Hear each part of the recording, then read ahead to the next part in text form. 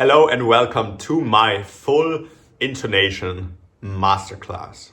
Today in this masterclass, we will learn the real way to do intonation. And it's very, very far from the tuner said it was a green light. Okay, so we will almost not speak about the tuner today at all. Okay, so tuner is taboo in our session today. What we will speak about will be relative intonation. We will learn to use our ear, our intuition, and the character that notes have within a tonality to know if we should play them a little bit higher or a little bit lower. For those of you that don't know me yet, I'm Fabian Hügli. I'm the principal clarinetist from Cairo Opera House. I'm leading an online community for intermediate clarinetists that want to get rid of all technical problems on the clarinet fast, that want to go from good to great in a short amount of time. If you have been playing the clarinet for more than 3 years, I would love to kindly invite you to join the membership and the community, and I will see you inside. Link is down in the description below. All right. Let's get going. We will start in F major and we will only do this example today. So we will not do any other example. We will just do F, the key of F. So not even F major, just the key of F, okay? So we will start on a low F. And now every note chromatically upwards from an F, if we are in the key of F, has to be played in a certain way, in a certain character, in a certain timbre, okay? And we will establish now how every interval, starting with the minor second, going to the major second, going to the minor third, etc., how every interval has to be intonated, if you say it like this, I'm not sure, in comparison to the tonic. Okay, the tonic is our bass note. This is the F. The F will be our tonic, okay? Low F on the clarinet. This will be our tonic, our bass note, and we will do all of the intervals until we reach the F 1 octave higher. And we will establish the character of each of those notes. So basically what we will do, and so on, and we will speak about the intonation, the character of each of the intervals. We start with the minor second. What's the minor second from the F? Yeah, you might have guessed it. It's the F sharp.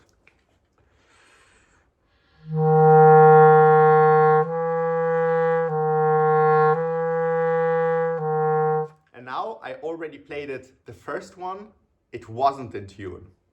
Okay, so I will just take my F as a given. This is our F, and you can check it with the tuner. The first note, you can check it with the tuner. Otherwise, we will not check any notes with the tuner. So the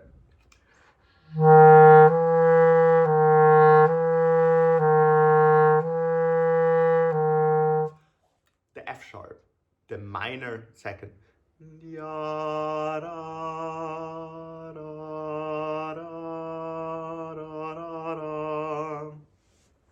Does the minor second have to be played sharp or flat?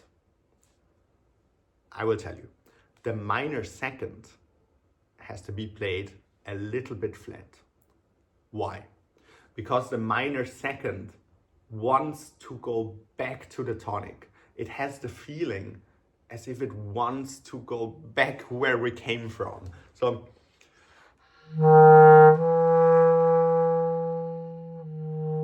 it wants to resolute back down to the F.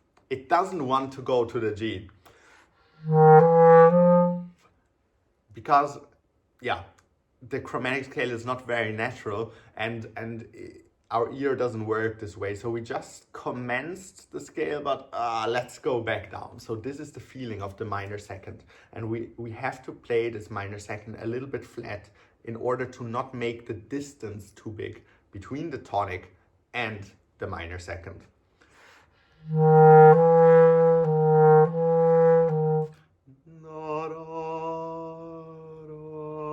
and back down, right?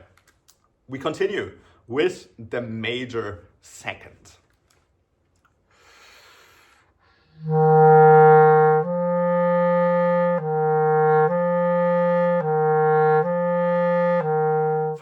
F, G. F, G is a major second. So, da, da, da, da. And you might have already guessed it from the way I'm singing this interval. Da, da. That the major second should be played a little bit sharp. So the major second has to be played sharp. Why? Because it has the feeling that it wants to move higher. What is the major second? It's the beginning of the scale. So we want to commence into this major scale.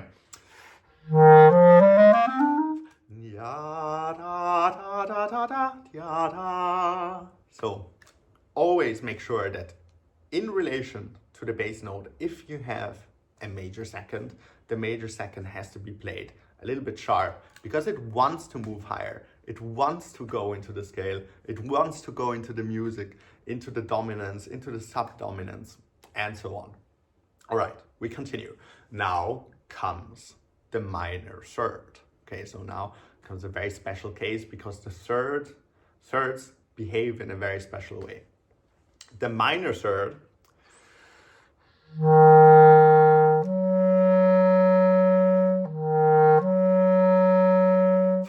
has to be played sharp. The minor third has to be played sharp. Why? Because the minor third is the middle note. It's the third of a minor chord. And in order for the minor chord in F to shine, which is F minor,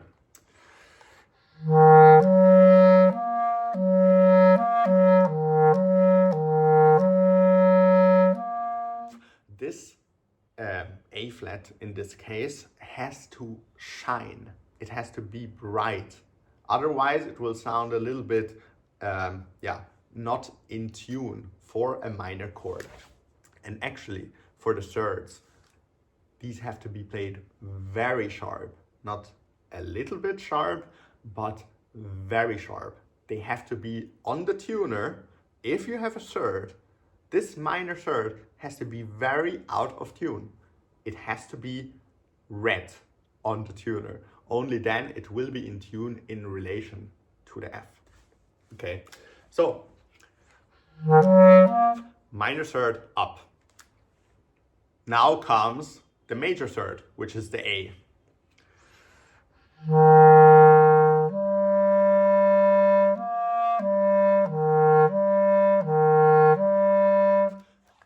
The major third has to do the exact opposite as the minor third. It has to go down. It has to move down. Why? Because in the major chord, the major third has to be played very flat in order for the major chord to sound in tune. Okay, so if we would play the major chord now,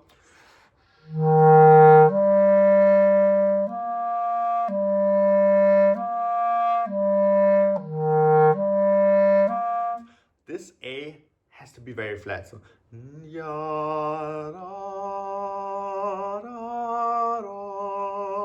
we can't play this A too shiny, otherwise the entire chord will not sound as nice as it could. Okay, so for me, I even use for the A, like if it was now slow, I even lower my fourth finger a little bit because we have to play this major third so flat.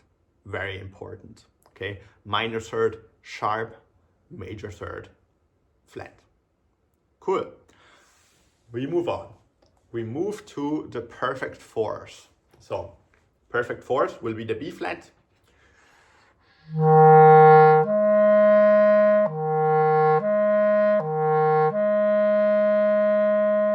And here also listen with your ear very closely because there is one spot where it will sound just right. My first try wasn't just right, my second try wasn't just right, and the third try was just right.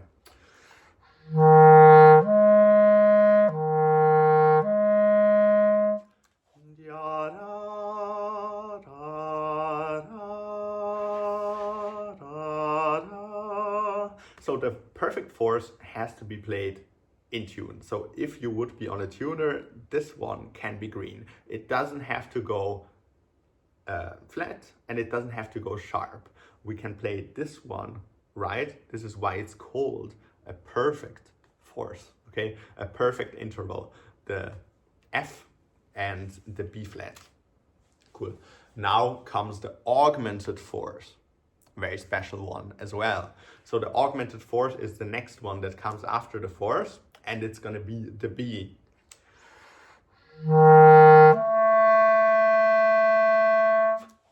Okay, do you have an idea where this note wants to move?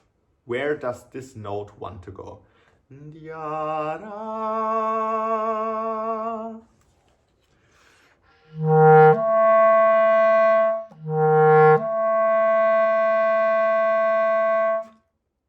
It wants to go up. It wants to move to the C. It wants to move to the fifth.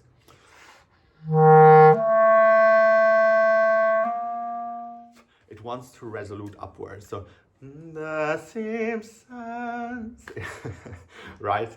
Like if you would sing the beginning of the Simpsons theme. The augmented fourth lies very, very close to the fifth. If we would play this one flat, it sounds very, very wrong.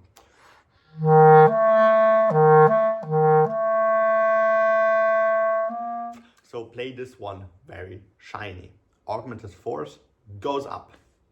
Now we come to the next perfect interval, which will be the fifth, the perfect fifth, okay?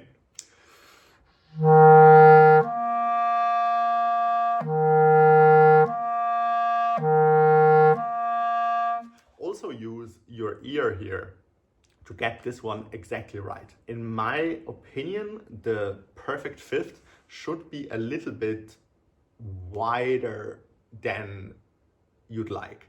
So you could say it can be perfectly like on the tuner, but try to make it as wide as possible so that the third can fit in between comfortably. So, if this one is too flat, it will be very hard to somehow fit these thirds into it.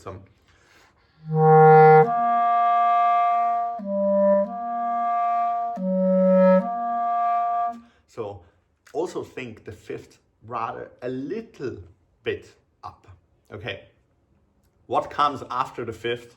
After the fifth comes the minor sixth.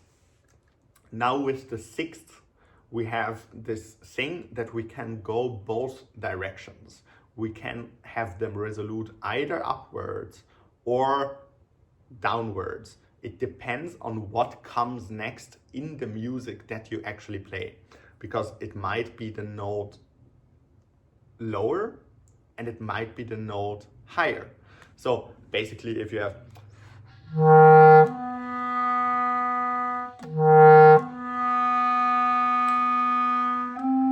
if it goes next to the D, then you will play the minor sixth a little bit higher. If it wants to go back to the fifth,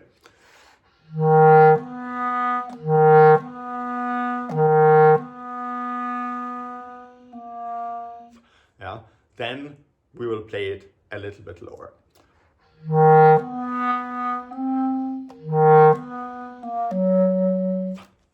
Yeah, so you have those two options. Now the major sixth. Okay, so the major sixth will be the D.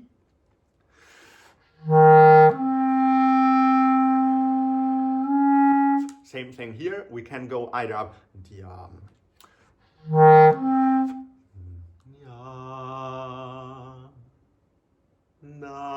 and move either up, or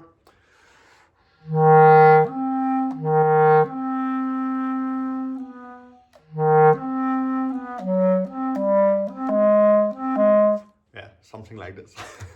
Sorry, I didn't prepare this video at all, so I'm a little bit freeballing, but I'm just basically sharing what I learned and how I imagine notes to be like. Everyone has different opinions, but I believe this one will help you a lot. So what comes after the major six? After the major six comes the minor sevenths.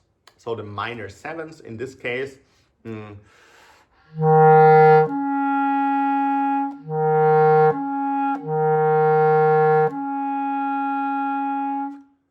where does it want to go down? I already said it, it wants to go down, okay? Because we have the minor seventh here is the dominant sept chord.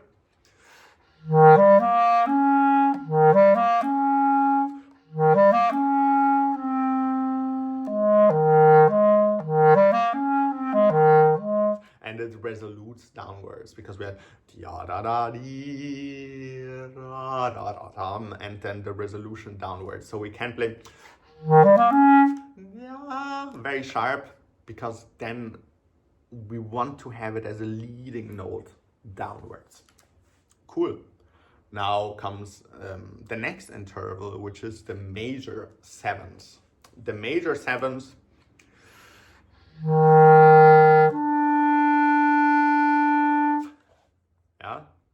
did you guess it? Where does it want to go?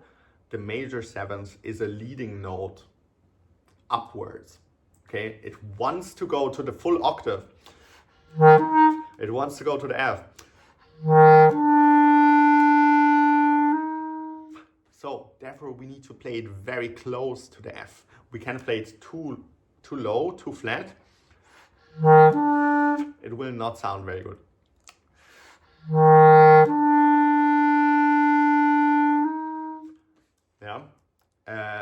So we have basically these leading notes everywhere in music, and I really believe that a note in music always either comes from somewhere or goes somewhere. And if it goes somewhere, it has a relation to the other note. And the tuner in generally is out of tune. So if you would, basically, to be honest, a piano is out of tune. So a piano is tuned by the tuner, and a piano in essence of like overtones and chords, a piano is out of tune. So we have the benefit that in melodies, we can actually play like the major third as a major third that is not too sharp, but actually just right.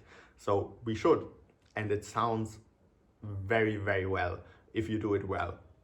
So you can bring out beautiful melodies like the Rachmaninoff Symphony number 2 and other famous slow solos much better if you find the tonality and you find the relationships of the notes and feel if they are close to each other, or feel if they have to be played a little bit wider for the music to come across right, for the feeling of the distance between the two notes to come across right. Yeah.